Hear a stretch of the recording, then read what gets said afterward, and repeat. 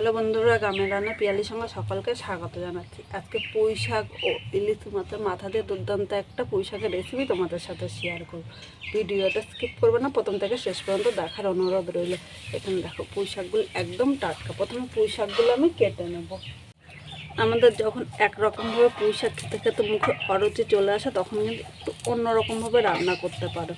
আর এইভাবে রান্না করলে দুর্দান্ত লাগবে। অনেকে ইলিশ মাছের মাথা দিয়ে কীভাবে পুঁই শাক রান্না করে জানতে চেয়েছে, তাদের জন্য আজকের এই রান্নাটা আমি শেয়ার করলাম। ভিডিওটা স্কিপ করবে না, প্রথম থেকে শেষ পর্যন্ত দেখার অনুরোধ রইল। এখানে দেখো পুঁই শাকের কচি পাতাগুলো, এই পাতাগুলো নিয়ে নেব। আর এই কচি পাতাগুলো খেতে কিন্তু দুর্দান্ত লাগবে। আর এখানে দেখো পুঁই শাকের এই পাতাগুলো আমি ফেলে দেবো, কারণ এই পাতাগুলো কিন্তু রান্না করলে ভালো লাগবে না খেতে। এইভাবে প্রথমে পুঁই শাকটা পরিষ্কার করে পুঁই শাকটা কেটে নিচ্ছি। অনেকে অনেক রকমভাবে খেয়েছে, একবার এইভাবে খেয়ে দেখতে হবে, খেতে কিন্তু দুর্দান্ত লাগে। আর এইভাবে রান্না করলে বলবে বারবার এইভাবেই করার জন্য। প্রথমে আমি সব পুঁই শাকগুলো এইভাবে কেটে নেব।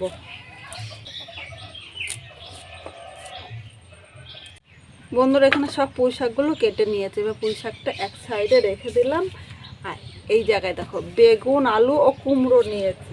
বেগুন, আলু ও কুমড়োটা আমি ছোট ছোট করে কেটে নিচ্ছি।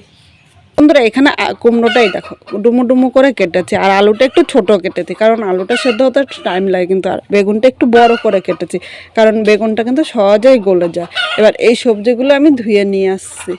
বন্ধুরা, এখানে সবজি ও পুঁই শাকটা আমি ধুয়ে নিয়ে এসেছি। এই মাথার মধ্যে প্রথমে দেখো আমি লবণ নিয়ে নিলাম, হলুদ দিয়ে দিলাম। হলুদ ও লবণটা মাছের সাথে ভালো করে প্রথমে মাখিয়ে নেব। হলুদ লবণ মাখানো হয়ে গিয়েছে। এবার রান্নাটা কীভাবে করছি চলো দেখে নেওয়া যাক। এখানে কড়াইটা বসিয়ে দিয়েছি। এবার কড়াইয়ের মধ্যে আমি সর্ষের তেল নিয়ে নিলাম। তেলটা এবার গরম করে নেব। তেলটা গরম হয়ে গিয়েছে। এবার মাছের মাথাটাও নিয়ে নিলাম। মিডিয়াম টু লো আগুনে মাছের মাথাটা হালকা লাল করে ভাজবো, খুব বেশি ভাজবো না, কারণ ইলিশ মাছের মাথা খুব বেশি ভাজলে খেতে কিন্তু ভালো লাগবে না। আর যখনই তোমরা মাছটা ভাজবে, কড়াই ও তেলটা ভালো করে গরম করে নেবে। এখানে কথা বলতে বলতে দেখো মাছটা হালকা লাল করে ভেজে নিয়েছি। এবার আমি তুলে নিলাম। কড়াইতে অনেকটাই তেল আছে, তাই আলাদা করে আমি তেল দেবো না। এখানে একটা শুকনো লঙ্কা সম্বাদ দিলাম ও হাফ চামচ আমি পাঁচফোড়ন সম্বাদ দিয়েছি। 1 সেকেন্ড আমি ভেজে নেব। 1 সেকেন্ড ভেজে নিয়েছি। ভাজার থেকে সুন্দর মানে মিষ্টি একটা গন্ধ বেরিয়েছে। এবার প্রথমে যে আলুগুলো কেটে রেখেছিলাম, আলুগুলো নিয়ে নিলাম, কারণ আলুটা ভাজতে একটু সময় বেশি লাগবে, তাই আলুটা প্রথমে আমি নিয়ে নিয়েছি। এর মধ্যে আমি লবণ দিয়ে দিলাম। এখন লবণটা আলুর সাথে নেড়ে চেড়ে মিশিয়ে মিডিয়াম আগুনে 2 থেকে 3 মিনিট হালকা লাল করে ভেজে নেব। আলুটা হালকা লাল করে ভেজে নিয়েছি। দেখো এর থেকে কিন্তু বেশি ভাজতে হবে না। এবার এর মধ্যে আমি কুমড়োগুলো নিয়ে নিলাম। এর সাথে আমি বেগুনও নিয়ে নিলাম, কারণ কুমড়ো ও বেগুন এটা কিন্তু বেশিক্ষণ সেদ্ধ হতে টাইম লাগে না, তাই একসাথে আমি নিয়েছি। এবার সব সবজিগুলো নেড়ে চেড়ে মিশিয়ে আরও 2 থেকে 3 মিনিট হালকা লাল করে ভেজে নেব। আর আলু ভাজার সময় অনেকটাই লবণ দিয়েছি, তাই এখন আমি আলাদা করে লবণ দেবো না, কারণ এখন যদি লবণ দিই তাহলে লবণটা বেশি হয়ে যাবে, তখন খেতে কিন্তু ভালো লাগবে না। এই সবজিগুলো এখন আমি ঢাকা দিয়ে রান্না করব, তাহলে কিন্তু অল্প সময়ে তোমরাও কিন্তু রান্না করে নিতে পারবে। 2 মিনিট পর ঢাকনিটা তুলে নিয়েছি। এবার সবজিগুলো একটু নেড়ে চেড়ে নেবো। আর এখানে দেখো সবজিগুলো কিন্তু হাফের বেশি সেদ্ধ হয়ে গিয়েছে। বেগুন ও কুমড়োটা কিন্তু একদম নরম হয়ে গিয়েছে। এবার এই জায়গায় আমি যে পুঁই শাকগুলো ধুয়ে রেখেছিলাম, সব পুঁই শাকগুলো নিয়ে নিলাম। এবার এখানে আমি স্বাদ অনুযায়ী লবণ নিলাম। পরে কিন্তু যখন কুমড়ো ও বেগুনটা ভেজেছি তখন কিন্তু লবণ দিইনি, তাই এই জায়গায় যতটা লাগবে সেই হিসাবে কিন্তু লবণটা নিয়ে নেবে। হাফ চামচ হলুদ নিয়ে নিলাম। 4টে চেরা কাঁচা লঙ্কা নিয়েছি। তোমরা ঝাল যেরকম খাবে সেই হিসাবে দেবে। এই পুঁই শাকটা একটু ঝাল ঝাল হলে খেতে কিন্তু দুর্দান্ত লাগবে। এবার হলুদ লবণ সব সবজির সাথে এইভাবে নেড়ে চেড়ে রান্না করে নেব। মিডিয়াম আগুনে রান্না করবো, খুব জোরে কিন্তু আগুন দেবো না, তাহলে কিন্তু নিচে দিয়ে ধরে যাবে, আর নিচে দিয়ে ধরে গেলে খেতে কিন্তু একদম ভালো লাগবে না। এখানে দেখো সব কিছু নেড়ে চেড়ে মিশিয়ে নিয়েছে। এখন কিন্তু আমি জল দেবো না, জল ছাড়া রান্না করব। শেষে একটু একটু মানে সামান্য পরিমাণে লঙ্কার গুঁড়ো দিলাম। এই লঙ্কার গুঁড়োটা দিলে সামান্য একটু ঝাল হবে, আর এর সাথে পুঁই শাকের কালারটাও ভালো হবে, একদম অনুষ্ঠান বাড়ির মতো পুঁই শাকটা হবে। ইচ্ছে করলে তোমরা কিন্তু এই লঙ্কার গুঁড়োটা স্কিপও করতে পারো। এবার লঙ্কার গুঁড়োটা পুরো সবজির সাথে ভালো করে নেড়ে চেড়ে মিশিয়ে নিয়েছি। এখন কিন্তু আমি জল দেবো না, জল ছাড়া এইভাবে ঢাকা দিয়ে আরও 2 থেকে 3 মিনিট মিডিয়াম আগুনে রান্না করে নেব। 3 মিনিট পর ঢাকনিটা তুলে নিয়েছি। এখানে দেখো সবজিটা কিন্তু অনেকটাই মজে গিয়েছে। এবার একটু নেড়ে চেড়ে নেবো, না হলে কিন্তু নিচে দিয়ে ধরে যেতে পারে, আর নিচে দিয়ে ধরে গেলে খেতে কিন্তু একদম ভালো লাগবে না।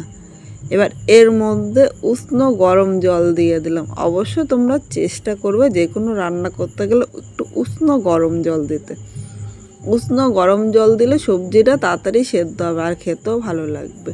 এখানে যদি আমি ঠান্ডা জল দিতাম তাহলে কিন্তু কুমড়ো, আলু, তারপরে পুঁই শাকগুলো কিন্তু শক্ত থাকতো, সেদ্ধ হতো না, তখন খেতে কিন্তু একদম ভালো লাগবে না। এবার জলের সাথে সব সবজিগুলো মিশিয়ে নিয়েছি। এখানে সবজিটা সেদ্ধ হতে যতটা জল লাগবে ঠিক ততটাই কিন্তু জল দিতে হবে, কারণ এটা কিন্তু গা মাখাওয়া, আর ঝোল কিন্তু এটা একদম ভালো লাগবে না খেতে। তোমরা এখন আরেকবার চেক করে নেবে, যদি লবণ লাগে সামান্য একটু লবণ দেবে। এখানে আমার মনে হচ্ছে একটু লবণ কম হয়েছে, তাই স্বাদ অনুযায়ী আবারও লবণ নিয়ে নিলাম। এই সাথে আমি ইলিশ মাছের মাথাটাও নিয়ে নিয়েছি।